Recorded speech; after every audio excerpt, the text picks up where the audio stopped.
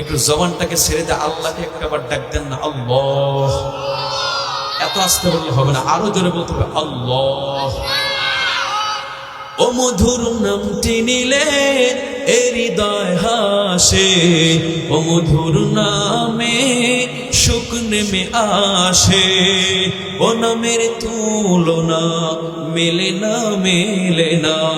আল্লাহ নামের সাথে কারোর তুলনা হয় বলেন? পৃথিবীতে আপনি দেখবেন একটা গজল আপনি যদি একটা বার শোনেন, দ্বিতীয়বার কিন্তু আর ভাল লাগে না, নতুন একটা শুনতে মন চায়, ঠিক কেনা বলেন? আপনি যাই দেখেন না কেন, দুনিয়ার যা কিছু আছে না কেন, একবার দেখার পরে দেখবেন ওই জিনিসটা আর ভালো লাগে না, লাগে বলেন?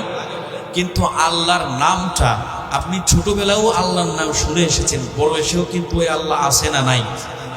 ওই আল্লাহর নাম আপনি শৈশব থেকে শুনছেন, এখনো শুনছেন, মরণের আগ পর্যন্ত শুনবেন। এরপরও দেখবেন এই নামটা এত মায়া, এত দয়া। এই নামটা আপনি যতবার উচ্চারণ করবেন আপনার মুখ দিয়া, দেখবেন যে আপনার দিলের ভিতরে প্রশান্তি লাগে, বলে ঠিক কিনা? এই জন্য আল্লাহর প্রশংসা করা দরকার, আছে নাকি নাই? কারণ আল্লাহ পাক রব্বুল আলামিন বলেছে, কোন গোলাম যখন আমি আল্লাহকে ডাক দেয়, আমি আল্লাহ ওই গোলামের প্রতি খুশি হয়ে যায়। বলেন সুবহানাল্লাহ। বলে গোলাম রে, শুধু খুশি না, আমি খুশি হইয়া ওই গোলামের জিন্দেগীর সমস্ত গুনাহগুলো মাফ করে দিই। আল্লাহকে ডাকা দরকার, আছে নাকি নাই?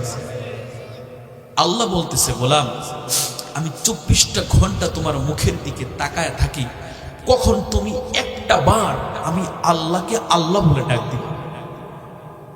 এই রবকে আমরা ভুলে আছি। অথচ আপনার মাকে আপনি বিনা কারণে, কোনো প্রয়োজন ছাড়া